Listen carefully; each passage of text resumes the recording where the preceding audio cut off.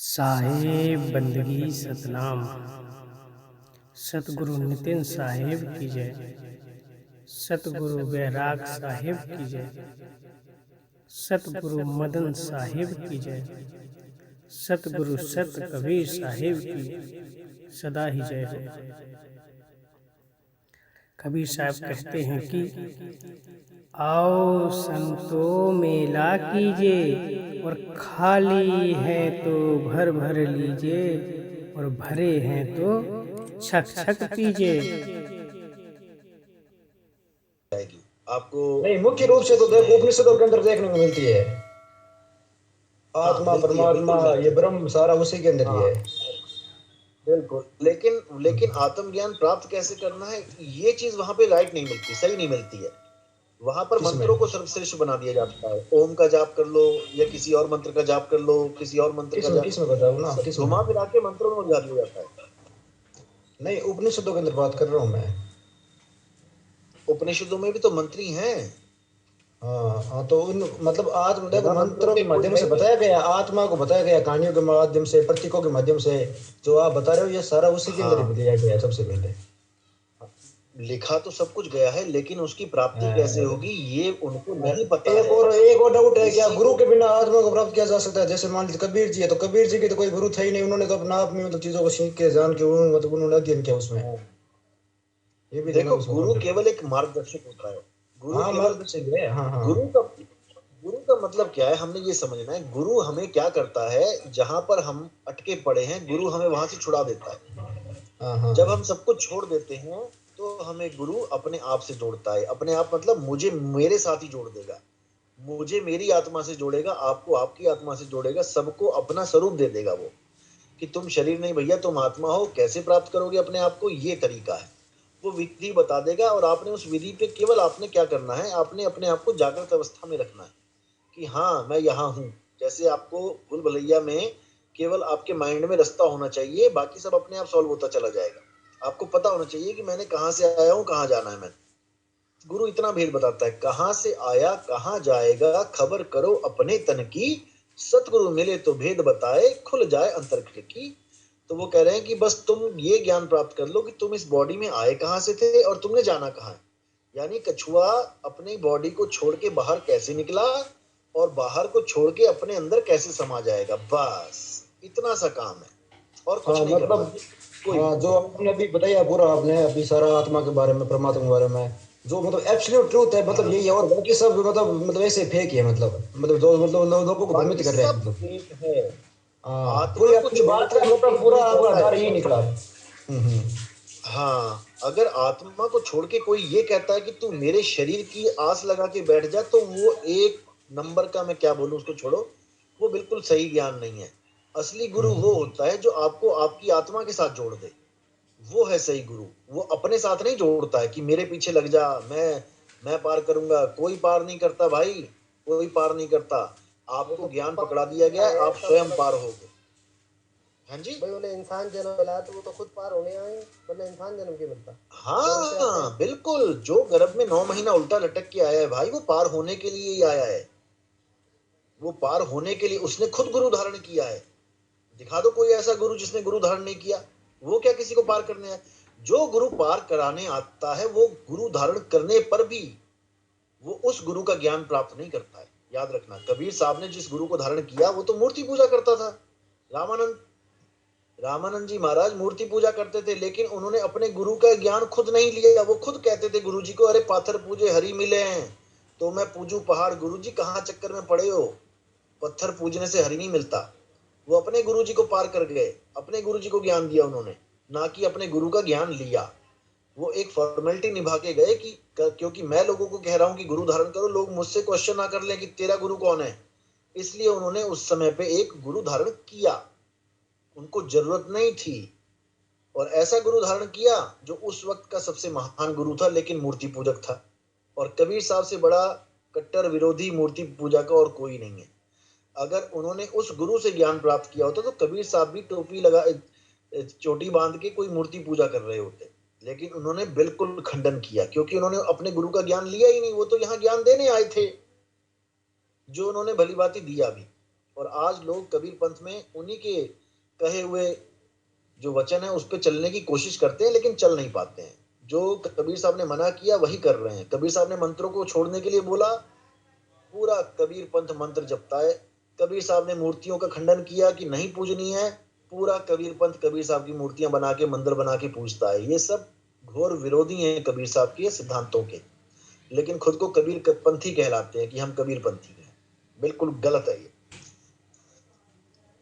हाँ जी, और कुछ अच्छा, मेरे को एक कुछ और नहीं समझ में आया हो वो पूछ सकते हैं। हाँ, ये जाप अजपा अनहद इनका क्या है? बहुत से लोगों को अनुभव हो रहे हैं कि वो अनहद सुन रहे हैं। बहुत से लोग कह रहे हैं कि हमारे आंखों पर अनहद जाप चलने लगते हैं। देखो, अभी हमारे अनुभव की ऊपर बात चल कृपा रही है। थी। अनुभव क्या होता है पहले समझ लो। अनुभव दो प्रकार के होते हैं। एक अनुभव होता है झूठा अनुभव, और एक अनुभव होता है सच्चा अनुभव। झूठा अनुभव क्या होता है? सत्य को यानी आत्मा के अनुभव को छोड़ के अगर आपको कोई और अनुभव होता है, अनुभव तो होगा। जैसे किसी को प्रकाश दिखाई दे गया, वो भी अनुभव है। किसी के हाथ पैर सुन्न हो गए ध्यान पे बैठते हुए, वो भी अनुभव है। किसी को ज्योति के दर्शन हो गए, किसी को गुरु के दर्शन हो गए, किसी को कुछ हो गया, किसी को कोई आवाज सुनाई दे गई, ये भी अनुभव है। इसको हम डिनाई नहीं कह सकते ना, इसको डिनाई नहीं कर सकते कि ये अनुभव नहीं है। ये भी अनुभव है, लेकिन ये सच्चा अनुभव नहीं है। अब सच्चा अनुभव क्या है? वो है आत्मदेव का अनुभव। लेकिन वो होता कैसा है, ये केवल एक वही गुरु बता सकता है जिसने उस अनुभव को धारण किया है। यानी कि जिसने करंट खाया है वो आपको समझा सकता है कि करंट कैसा होता है। जिसको कभी करंट ही नहीं लगा ना, वो 1000 बार आपको समझाने की कोशिश करे ना, तो आप समझने वाले ना ही वो सही से बता पाएगा, क्योंकि उसको खुद अनुभव नहीं हुआ है, वो क्या बताएगा। जिसको करंट लग गया है वो झटका बड़े तसल्ली से बता सकता है कि भाई कैसे कैसे क्या हुआ। तो जो करंट लगा वो है असली अनुभव, और जो बाकी का है वो है नकली अनुभव, जो पढ़ के सुन के जैसा गुरु ने बताया वैसा सपना आ गया। जैसे कई लोग हैं जो आजकल टीवी में अनुभव बताते हैं अपने यूट्यूब पे कि मैं सतलोक गया, वहां पे मुझे सेब मिला, मैंने सेब खाया, वहां पे काल आया, गुरुजी ने मंत्र बोला, काल भाग गया। ये सब अनुभव है उनके। अब ये अनुभव क्यों हो रहे हैं? क्योंकि उनके गुरुजी ने उनको स्टोरी सुना दी है। अब जो स्टोरी सुन ली है चेलों ने, अब उनके दिमाग में 24 घंटे वही चलता है। अब सब कॉन्शियस माइंड क्या करता है? जो कॉन्शियस माइंड में आप जो कुछ भी विचार रखते हो, सब कॉन्शियस माइंड सोते हुए एक आकृति बना देता है, सपना बना देता है। वैसा ही जो आप जैसे कोई कपड़े बेचना शुरू शुरू में देखोगे, आप कोई भी काम धंधा करता है, नई जॉब करता है, तो उसको कितने दिन तो नई जॉब का बॉस ही आता रहता है डांट डांट मारने। कोई दवाइयां बेचने गया डॉक्टर के पास, तो उसको सपने में भी डॉक्टर ही दिखाई देने लग जाते हैं। यानी वो इतना इन्वॉल्व कर देता है अपने आप को इस माया में कि जड़ प्रकृति का जो उसको जो उसका फल है, जो उसका रिजल्ट है, वो उसको सपने में भी दिखाई देने लग जाता है। जो जड़ में वो कर रहा है, स्थूल में कर रहा है, वही सूक्ष्म में भी दिखाई देने लग जाता है। तो इसी प्रकार उनको भी अनुभव होते हैं, और हम ये नहीं कह सकते कि नहीं हुए हैं, बिल्कुल हुए। अब सपने में आपके पीछे कुत्ता पड़ जाए और आप उठ के बोलो कि भाई मेरे पीछे तो कुत्ता पड़ गया था, तो ये भी सत्य अनुभव ही है, क्योंकि आपको हुआ है। लेकिन ये वो अनुभव नहीं है जो चाहिए था। समझ रहे हो? ये असत्य, ये मायावी अनुभव हुआ है आपको। अनुभव तो हुआ है, आपने देखा वो कुत्ता पीछे पड़ा था, आपने देखा, लेकिन वो सत्य अनुभव नहीं है। सत्य अनुभव केवल सत्य का ही होता है, और सत्य केवल आत्मा है। आत्मा ही सत्य है। आत्म अनुभव चाहिए हमें, आत्म ज्ञान चाहिए, ना कि हमें मंत्र चाहिए। मंत्र ज्ञान और आत्म ज्ञान में जमीन आसमान का अंतर होता है। देही ज्ञान और आत्म ज्ञान में जमीन आसमान का अंतर होता है। कोई लोक ज्ञान में और आत्म ज्ञान में जमीन आसमान का अंतर होता है। किसी लोक में नहीं जाना है, आत्मा में ही समा जाना है हमने, और हम आत्मा ही हैं। बस भूलवश अपने आप को शरीर मान के बैठे। तो 4 प्रकार के शब्द हैं जो इस दुनिया में हर प्रकार के गुरु देते हैं: जाप, अजपा, अनहद और सार शब्द। जाप का मतलब होता है जितने भी मंत्र आते हैं जो 52 अक्षरों के द्वारा लिखे पढ़े बोले जाते हैं, वो जाप कहलाते हैं। जैसे कोई राम का जाप कर रहा है, राम राम राम राम। कोई अल्लाह का जाप कर रहा है, अल्लाह वाहेगुरु, कुछ भी बोल रहा है, वो मंत्र जाप कहलाते हैं। तो कबीर साहब ने घोर खंडन किया है जाप का, कि जाप मरे, यानी जैसे ही तुम्हारी बॉडी का एंड होगा, ये जितने मंत्र हैं ये भी खत्म हो जाएंगे। तुम बोल नहीं सकते एक भी मंत्र, क्योंकि तुम्हारी बॉडी के रहते ये मंत्र चल सकते हैं, बॉडी के बाद नहीं चल सकते। इसलिए बोला जाप मरे। अब एक अजपा होता है। अजपा क्या होता है? वो श्वासों का ज्ञान होता है। कई गुरु होते हैं जो मंत्र नहीं देते जपने के लिए, बोलने के लिए, वो श्वासों में आपको मंत्र दे देते हैं। यानी कि श्वास अंदर जाएगी तो आपने अंदर ही अंदर उच्चारण करना है, या फिर आपने केवल सोचना है कि मैं सो बोल रहा हूं, सो। जैसी आपने सांस ली सो, और जैसी छोड़ी हंग, सो हंग, सो हंग। ये आपका मंत्र जो है ये आपकी हर ब्रीथ के साथ चलेगा। 21,600 सांसें डेली की आप लेते हो, और ये 24 घंटे नाम चलेगा आपका। इसको अजपा जाप कहते हैं। लेकिन ये तब तक ही चलेगा जब तक आपकी बॉडी सलामत है। जैसी बॉडी खत्म, ये सांसें भी खत्म। तो साहिब कह रहे हैं कि जाप मरे अजप्पा मरे, ये भी खत्म हो जाएगा, ये भी सच्चा नाम नहीं है। आगे कह रहे हैं अनहद भी मर जाए। अब ये अनहद क्या होता है? अनहद होती है हमारे 5 तत्वों की 5 धुनें। किसी को बांसुरी की आवाज सुनेगी, किसी को घंटों की आवाज सुनेगी, किसी को शहनाई सुनेगी, किसी को मृदंग सुनेगा, किसी को बादलों की गर्जना सुनेगी। ये सब तत्वों की आवाजें हैं। ये भी तब तक सुनाई देंगी जब तक ये बॉडी आपकी जीवित है। तो इसलिए बोल रहे हैं कि ये भी बॉडी के साथ ही खत्म हो जाती हैं। जाप मरे अजपा मरे, अनहद भी मर जाए। अब क्या कह रहे हैं कि सुरत समाये शब्द में, वाको काल ना खाए। अब ये शब्द क्या चीज है? ये शब्द है वही महामंत्र आत्मदेव। सुरत समाये शब्द में, यानी अगर तुम्हारी सुरत उस शब्द में समा गई, फिर तुम्हें ये काल भगवान नहीं पकड़ सकता, ये खा नहीं सकता। यानी मृत्यु अब तुम्हारा कुछ नहीं बिगाड़ सकती। सुरत समाये शब्द में मतलब कछुए की टांग, हाथ, गर्दन, पूंछ समाये उसके खोल में, वाह को शेर ना खाए। फिर शेर सूंघेगा केवल उसको, लेकिन उसकी खाल को वो फाड़ नहीं सकता। कहने का मतलब आजकल तो होशियार हैं, शेर उल्टा कर देते हैं कछुए को 2 मिनट में, नीचे से खाने शुरू कर देते हैं।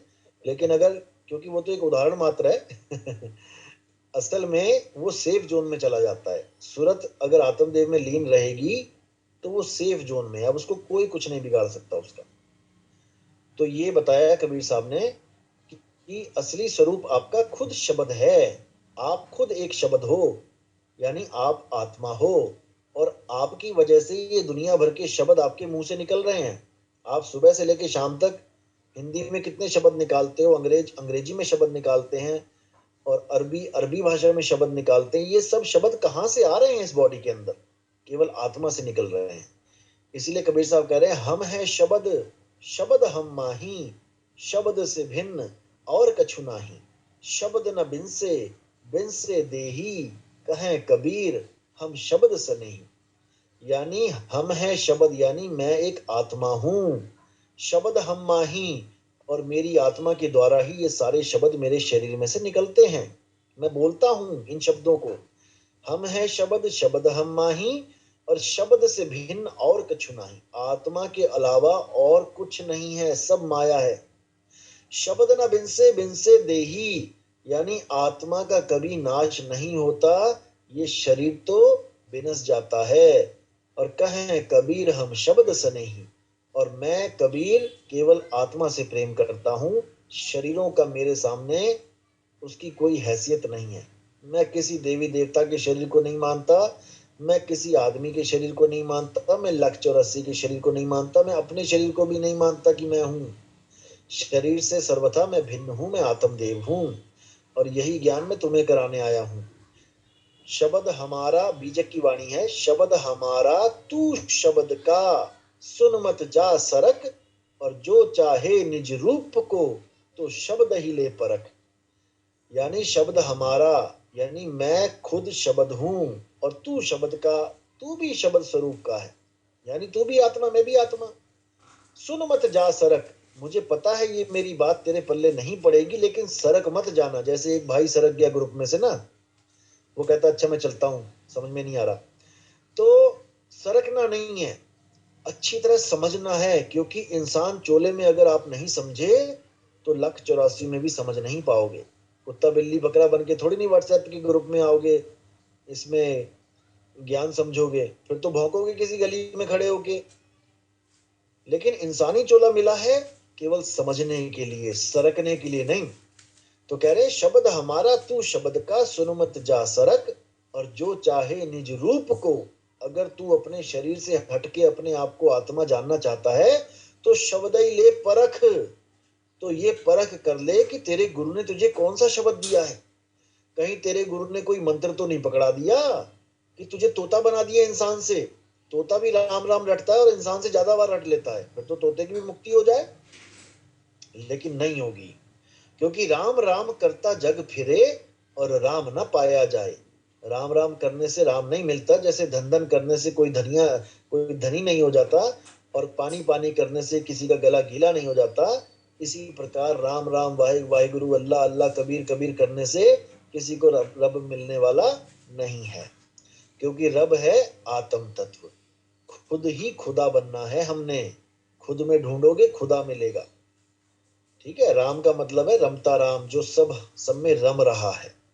लक्ष्मण का मतलब है इस लक्ष्य यानी कि टारगेट, मन यानी जो हमारा मन है, इस मन पे लक्ष्य बना के रखना, यानी इसको गलत काम करने से रोकना है। लक्ष्मण 24 घंटे रखवाली करता था, वही लक्ष्मण हमने बन जाना है, अपने ही मन की रखवाली करनी है, कहीं गलत काम ना करे। सीता का मतलब है शीतलता, शीत यानी जब राम मिलेगा तो सीता अपने आप आ जाएगी, आप कहीं गलत काम ना करे। सीता का मतलब है शीतलता, शीत यानी जब राम मिलेगा तो सीता अपने आप आ जाएगी आपके पास, कहीं जानने की जरूरत नहीं है।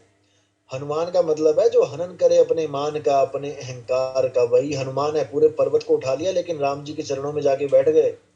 क्या राम जी को नहीं उठा सकते थे क्या? राम लक्ष्मण को भी उठा के लेके आए थे, लेकिन फिर भी उनके चरणों में जाके बैठ गए।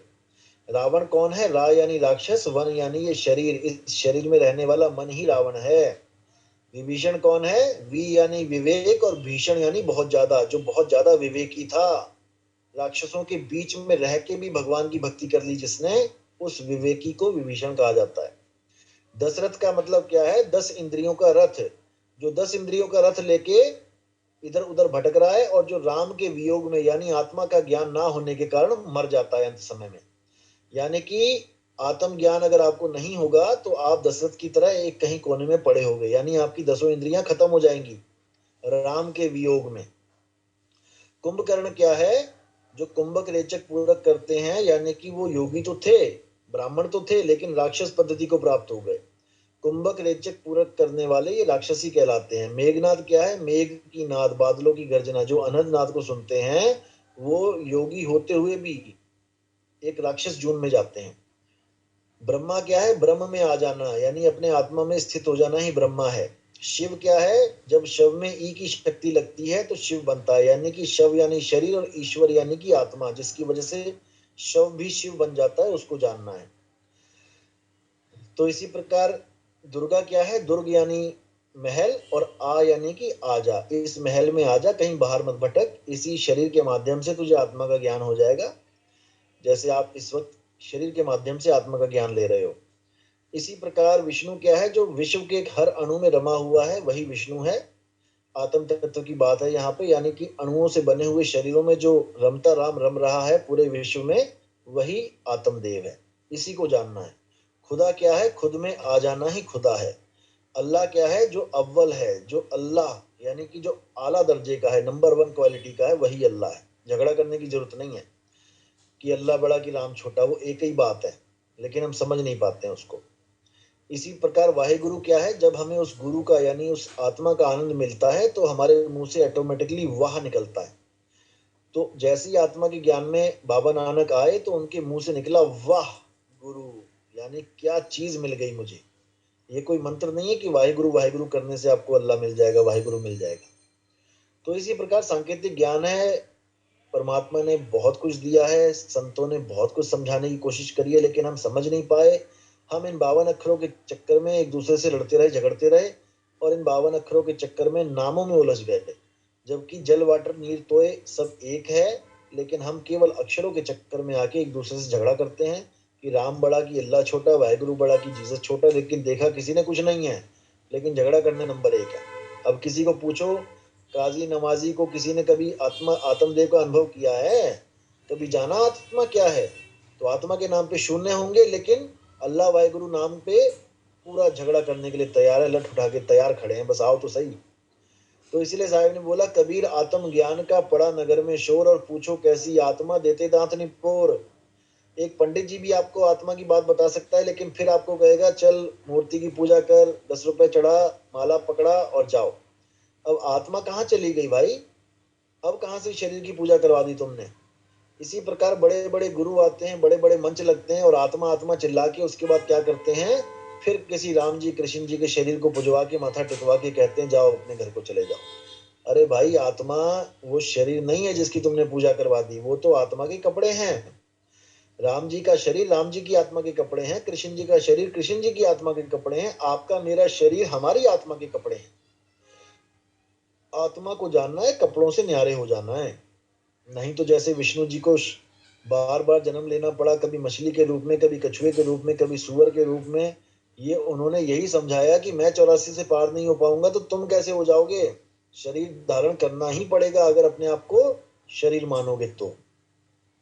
इसलिए हमें अपने आप को आत्मदेव मानना है और जानना भी है गुरु के द्वारा। गुरु करने का मतलब ये नहीं कि तुम्हें गुरु की टांग पकड़ ली तुमने, अब गुरु जहां जाएगा वहीं तुम्हें लेके जाएगा। गुरु का मतलब है ज्ञान। गुरु आपको आपकी आत्मा से जोड़ेगा, ना कि अपने शरीर से। हाँ नितिन दास जी, हेलो, मेरा इसमें आप सवाल है। हाँ, ये पुनर्जन्म किसका होता है, प्रकृति का होता है या फिर हमारा होता है? देखो, प्रकृति ना तो आपके बिना चल सकती है, ना आप प्रकृति के बिना चल सकते हो जीव अवस्था में। आत्मा को किसी प्रकृति की जरूरत नहीं है, याद रखना। लेकिन जीव को प्रकृति की जरूरत है। जैसे आपको सांस लेने की जरूरत है। सांस क्या है? वायु तत्व है, प्रकृति है। बिना सांस के आप यहाँ शरीर में रह नहीं सकते। अगर आपको कोई गला दबा दे तो बाहर जितनी मर्जी हवा है, लेकिन आपके शरीर के अंदर नहीं जा रही, तो आपको ये देह छोड़नी पड़ेगी और उसके बाद फिर दूसरी देह पकड़ लोगे।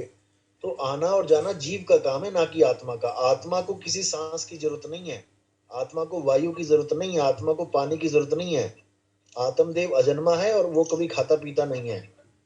नहीं, जो मतलब जो तथाकथित धार्मिक लोगों को जो मतलब मत है कि मतलब जैसे मान लीजिए मैं हूँ, मेरा नाम लोकेश है, तो अब लोकेश मरकर फिर कहीं और जन्म लेगा, ये भी लोकेश का ये पहला और अंतिम जन्म ही था। मतलब आप इस पर थोड़ा तो करें। नहीं नहीं नहीं नहीं नहीं, जन्म तो लेना पड़ेगा। जन्म कौन नहीं लेता है? जो शरीरों से अलग रहना सीख लेता है वो कभी।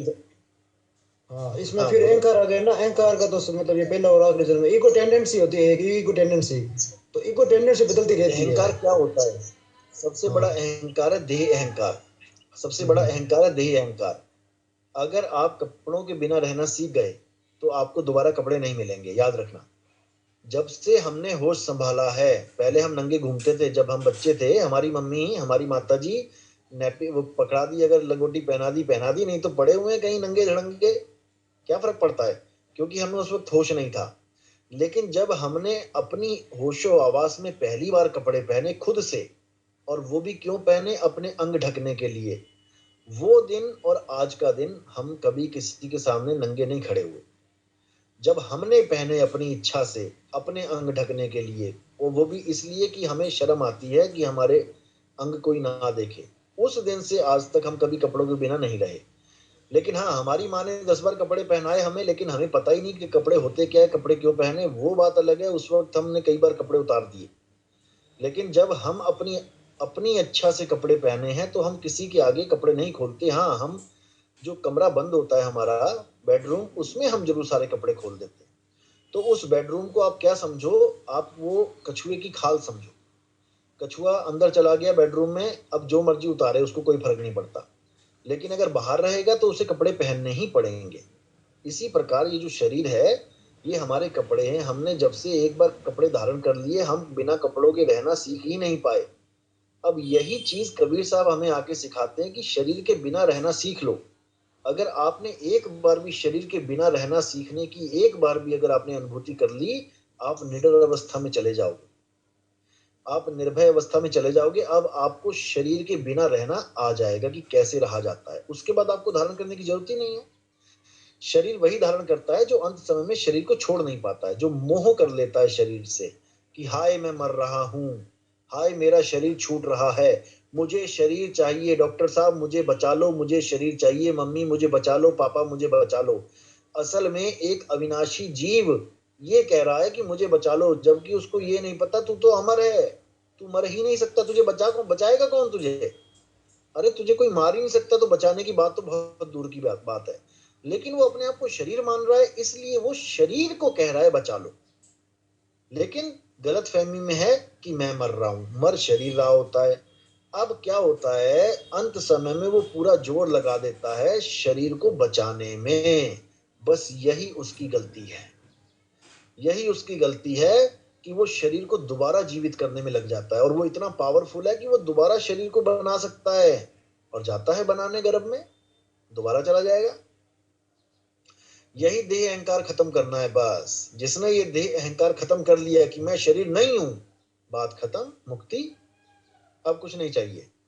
या सिर्फ ये सोच लेने से कि मैं शरीर नहीं हूँ, सोचना नहीं है, सोचना नहीं है। भोले शंकर इतने इतने युगों तक तपस्या करते रहे, लेकिन जब भस्मासुर आया ना और सिर पे हाथ रखने लगा तो उनको भी भागना पड़ गया।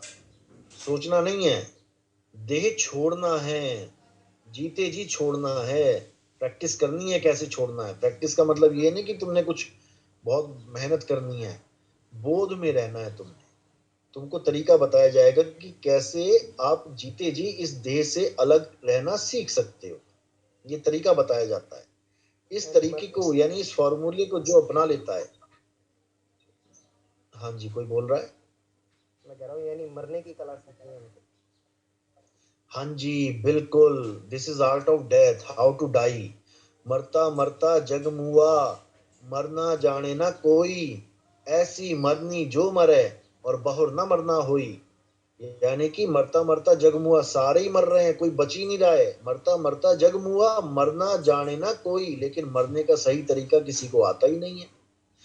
ऐसी मरनी जो मरे, अगर कोई ऐसे मरे, कैसे, जैसे मैं बता रहा हूं, अगर ऐसे कोई मर गया, बहुर न मरना होई, उसके बाद उसको दोबारा कभी मरना नहीं पड़ेगा, क्योंकि मैं ऐसा तरीका बता दूंगा कि उसको शरीर ही नहीं मिलेगा। जब शरीर ही नहीं मिला तो मृत्यु भी नहीं मिलेगी, हमेशा के लिए छुट्टी, आत्म तत्व में समा जाओ और ये सारे काम धंधे खत्म और हमेशा हमेशा के लिए मुक्त हो जाओ। क्योंकि आदमी सोचता है कि क्या करेंगे मुक्ति लेके, वो इसलिए सोचता है क्योंकि वो नहीं सोच रहा होता है, मन बैठा है जो अंदर, वो सोचवा रहा होता है क्या करेंगे मुक्ति लेके। अच्छे खासे खा रहे हैं पी रहे हैं भाई, एक जन्म खा रहे हैं पी रहे हैं, इसी जन्म में मिल रहा है ये खाना पीना। अगले जन्म में सूअर बना के किसी नाले के बीच में खड़ा करवा देगा ये, और वहां खाओगे पियोगे क्या है वो आपको खुद पता है। मतलब पूछ नहीं लेना चाहिए। समझ रहे हो? अभी मिल रहा है पिज्जा बर्गर और ये सब केवल इंसानी चोले में। वो भी क्यों मिल रहा है कि भागने की बात मत कर भाई, रहने की बात कर। आज हर आदमी रहना चाहता है, उससे पूछो दोबारा आना चाहते हो, बिल्कुल आना चाहते हैं भाई। एक ही जन्म मिलता है इंसानी चोला, उसके बाद तो 84 खड़ी है। ठीक है ना? तो ये मन बहुत शातिर है, इससे बच के रहना है। मन के हारे हार है, मन के जीते जीत। नितिन जी, चलो बहुत लंबा लेक्चर हो गया। एक हाँ जी। मेरा आगे सवाल बस। भगवान कृष्ण गीता में बोलते हैं कि हाँ जी। अर्जुन, तुम्हारे जन्म से भी पहले तुम्हारा कुछ नहीं था और तुम्हारे जन्म के बाद में भी तुम्हारा कुछ नहीं रहेगा। ये भगवान कृष्ण गीता के अंदर बोला, तुम्हारा कुछ नहीं रहेगा, जो कुछ है वो बीच के अंदर है। सही बोला। तो फिर हाँ, तो फिर तुम्हारा तो कुछ रहने वैसे भी नहीं रहने वाले, फिर आप कैसे बोल रहे हो कि तुम सूअर बनोगे या फिर तुम ये चींटी बनोगे? इसको थोड़ा समझाओ। नहीं, सुनो सुनो, इसका भाव पकड़ना है आपने। तुम्हारे से पहले कुछ तुम्हारा नहीं था और तुम्हारे बाद भी तुम्हारा कुछ नहीं होगा, यानी कि तुम्हें जो कुछ भी मिल रहा है इस प्रकृति के द्वारा ही मिल रहा है, तुम्हारे संस्कारों के द्वारा ही मिल रहा है। तुम्हारा कुछ नहीं है यहाँ पे। जैसे तुम कर्म करोगे वैसे ही तुम्हारे संस्कार बनेंगे, वैसे ही तुम्हें अगला जन्म मिल जाएगा। तुम्हारा हमारा तो कुछ है ही नहीं है। अभी क्या आप साइन करके आए हो कि मैं इंसान चोला लेके आऊंगा? हमारे कर्मों के अनुसार ही हमें शरीर धारण करना पड़ता है। समझ रहे हैं? हमारा कुछ नहीं है यहाँ पे। जैसी फिल्म दिखाई जाएगी वैसी देखनी पड़ेगी। यहाँ पे अगर भूकंप आएगा तो हम सबको सहना पड़ेगा, भागना पड़ेगा, किसी का बस नहीं चलता यहाँ पे। ये प्रकृति है। पर आकृति यानी कि कुछ किसी और की आकृति, मेरी आकृति नहीं। प्रकृति को हमने धारण कर रखा है। प्रकृति क्या है? ये शरीर ही प्रकृति है। यही 5 तत्व हमने धारण कर लिए हैं जो बाहर खुले पड़े हैं। 5 तत्व बाहर खुले पड़े हैं और 5 तत्व हमने धारण कर रखे हैं। यही प्रकृति है। जब ये सजा देती है तो क्या करती है? इन्हीं इंद्रियों में दुख दे देती है। किसी को पोलियो कर दिया तो क्या किया? एक इंद्री खराब कर दी। किसी को अंधा कर दिया तो क्या किया? एक इंद्री खराब कर दी। किसी को बहरा बना दिया तो क्या हुआ? इंद्री खराब कर दी। जीव का थोड़ी नहीं कुछ खराब कर सकती है ये शरीर का कुछ खराब कर सकती है। यानी प्रकृति के द्वारा ही, प्रकृति के ही कर्मों का प्रकृति को ही भुगतान करना पड़ता है। आप किसी का हाथ काटोगे यानी आपने प्रकृति के साथ छेड़खानी करी, सामने वाले की प्रकृति के साथ, तो अब आपको अपनी प्रकृति से हिसाब देना पड़ेगा, अपना हाथ कटवाना पड़ेगा। आप किसी का गर्दन काटोगे तो आपको अपनी प्रकृति की हानि, क्योंकि आप अपने आप को अलग और सामने वाले को अलग मान के बैठे हो, जबकि दोनों की प्रकृति एक है। इसीलिए बोला गया जैसा करोगे वैसा भरोगे, क्योंकि सामने वाले को आप दूसरा समझ के मत ट्रीट करना गलती से भी। सामने वाले को आप अपना ही स्वरूप मान के, तभी अर्जुन को जो स्वरूप दिखाया गया विश्व रूप में, आप 11वां अध्याय देखो जिसमें विश्व रूप दिखाया गया, विराट रूप दिखाया गया, दुनिया भर के आदमी खड़े कर दिए गए। और क्या बोला अर्जुन ने कि महाराज आप कौन हो? तो उन्होंने क्या बोला, ये सब मेरे ही स्वरूप है, मैं कालों का काल महाकाल हूँ, यानी मैं देवता भी हूँ, मैं गंधर्व भी हूँ, मैं यक्ष भी हूँ, मैं सब कुछ हूँ। तुम किसी के साथ भी कुछ करते हो तुम वो मेरे साथ कर रहे हो, और मैं उसका बदला तुम्हें अवश्य दूंगा। इसलिए सामने वाले को ऐसे ट्रीट करो जैसे वो किसी और का शरीर नहीं, तुम्हारा शरीर है। अगर तुमने उसे प्रेम किया, अगर तुमने उसे सुख दिया, तो भाई तुम्हें सुख मिलेगा, कोई माई का लाल नहीं जो तुम्हारा सुख टाल सके। और अगर तुमने उस शरीर को दुख दे दिया, तो यानी कि तुमने अपने ही शरीर को दुख दे डाला। टिट फॉर टैट है, इसको अच्छी तरह समझ लो। अगर तुम किसी को धोखा दोगे तो तुम खुद को धोखा